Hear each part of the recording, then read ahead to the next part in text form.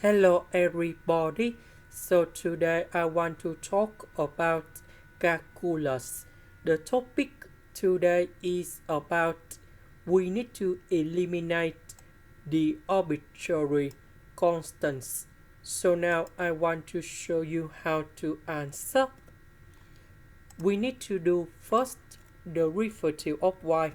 So we have c number 1 plus c number 2 e to the power of s. Later that we do second derivative of y, and we have c2 e to the power of s. Now we need to eliminate everything in here.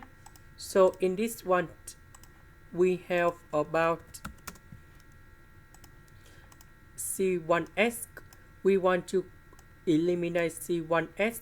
That means we need to create about s and first derivative of y, because if we multiply by s in here, we have c1s, and c1s eliminate this one.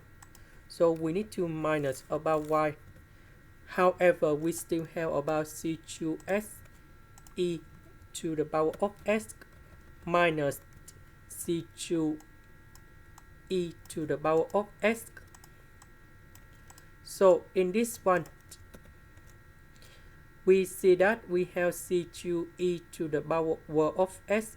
That is about second derivative of y. So we need to change this one into second derivative of y.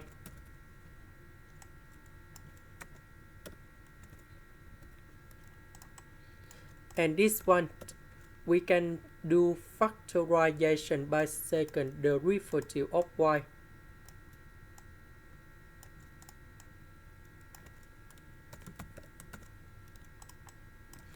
And now we can put this one go to the left.